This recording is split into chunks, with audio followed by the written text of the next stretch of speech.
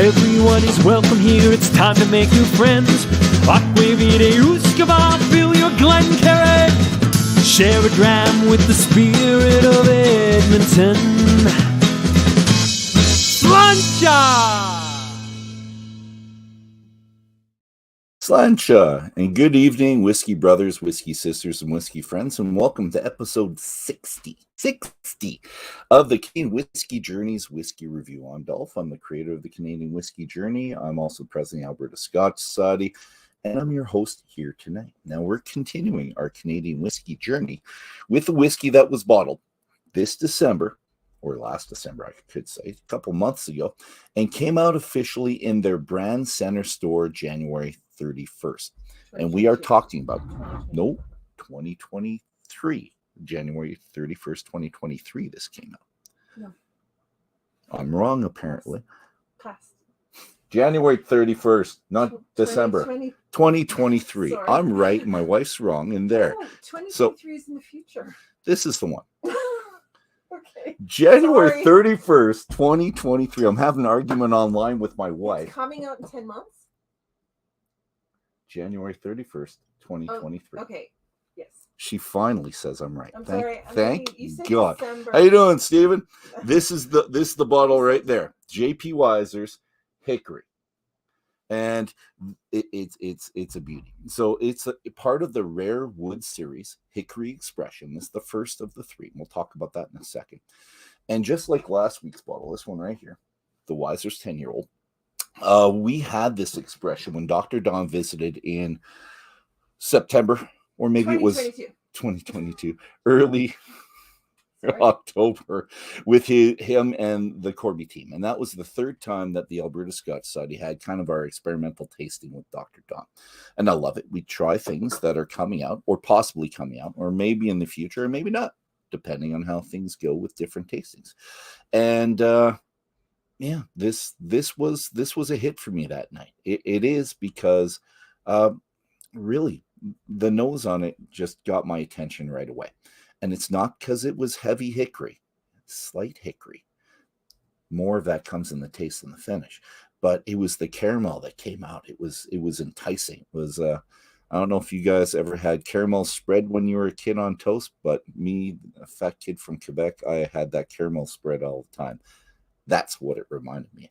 And so, fantastic. So what this is right here again is a Weiser's 10-year-old blend aged in hickory for an additional 3 years. Now, what I mean by aged in hickory is they filled 12 barrels that they had specially modified by their supplier, who popped the top off 12 of their used Canadian whiskey casks and lined it with hickory, put it back in, aged it for 3 years. Now, I asked why not put the whole thing in hickory? And he said the hickory barrel would be too porous. And I guess I knew that, and it would leak all over the place. But I thought it'd be a good idea. Maybe not.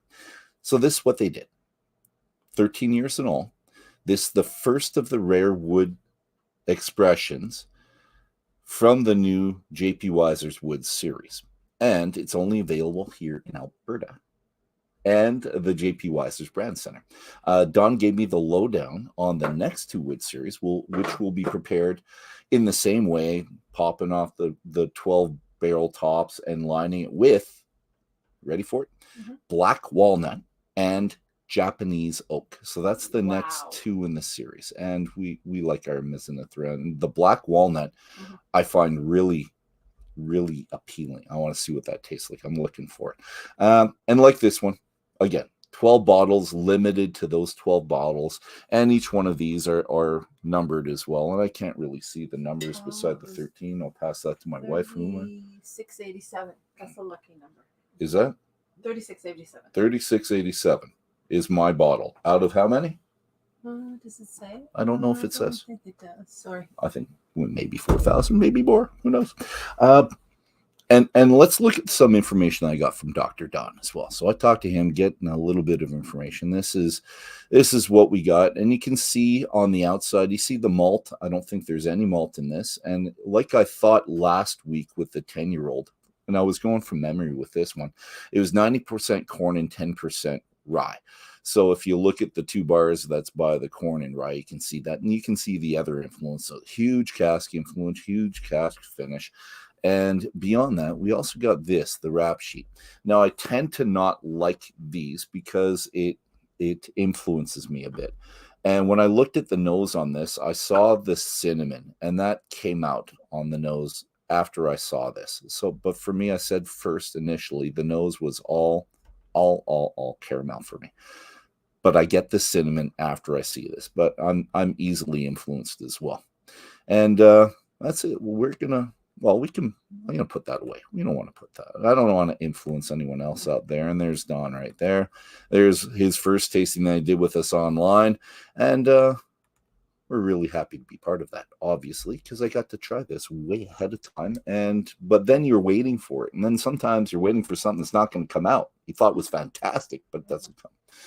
Palate. So nose, sticking with caramel. I'll go with the cinnamon and the hickory. Of course.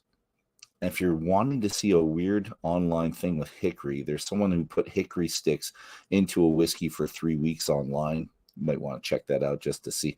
This has a hint of hickory. It's not overwhelming. I thought it would be a lot. It comes out on the palate, just not on the nose as much. So, but then again, I change my mind as I talk to you all the time.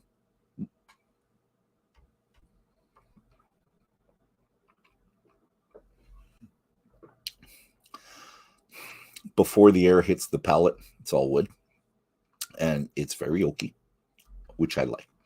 I don't like as much oak as some of the octaves, and if those of you from Alberta, you get the octave series, you know what I'm talking about. Very, very woody. This is not. It's wood forward,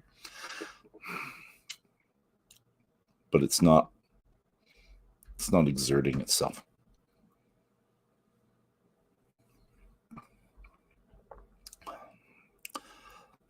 So I go from wood to the sweetness. Got a great mouthfeel. And, well, for me, anytime I have 90% rye or something close to that, I'm pretty happy with the mouthfeel, which is one of the big draws for me.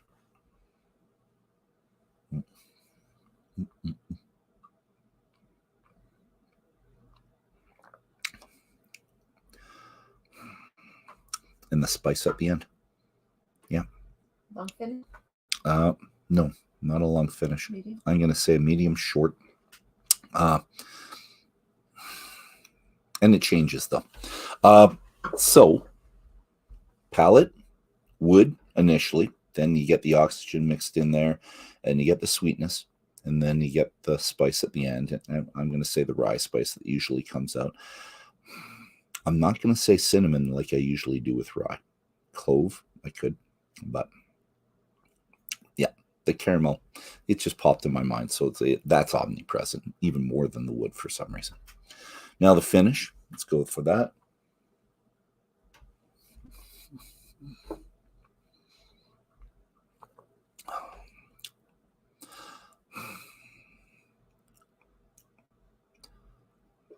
The finish is much like palate. Yeah, That's a good thing. it's a good thing, but I'm looking for something else as well. I'm looking for something new and different because something seems to be eluding me. It's the wood, which is soft, but into the finish. No, you got to do that again. Drinking quite a bit of it tonight on this quick 10-minute series. Sweet to heat. The wood's not first. So on the palate, wood's first with the finish. So after I exhale and see what's happening, that's the sweet that goes into the spicy. That at the end makes me salivate a lot. All right.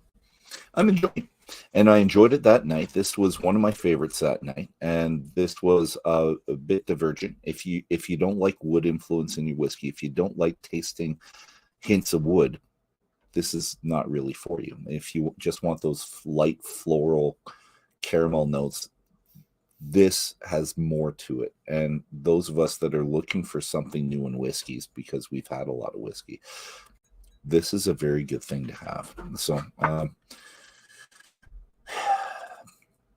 I'm going obviously a thumb up with this, and but I just wanted to give a shout out to Ryan Engen, because I texted him today and I asked him how did we get it in Alberta, because it was supposed to only be available in their store, and he said he's got a great relationship with the Corby people, and I guess it just pays to have good relationships, be nice to people, right? And you get good things in return. So I looked at several different stores around me recently, like in the last 2 weeks. I couldn't find any until I went to Wine and Beyond, and they have a lot of it. So when you're there, pick one up. I think it was $60. Might have been a little bit cheaper. If you're part of the Alberta Scotch Society, you get 10% off. It's even better. It's good value. It's a 13-year-old, fantastic value, great whiskey, and I'm not a mixologist. You can mix this all you want, but I'm enjoying it straight, and that's the way I think it should be. I'm enjoying this at 40%. Thank you so much. Buy it if you can, because of the next two in the series. You want to get all three. Buy two. Get one to drink, one to save. That's my suggestion. Thank you very much, everybody. Have a fantastic day. See you possibly next Tuesday. Spring break for me as a teacher, so I might not be on. But there's a lot of whiskey to try out there. So stick with me, and we'll keep going with the Canadian whiskeys. Sláinte, everybody. Cheers.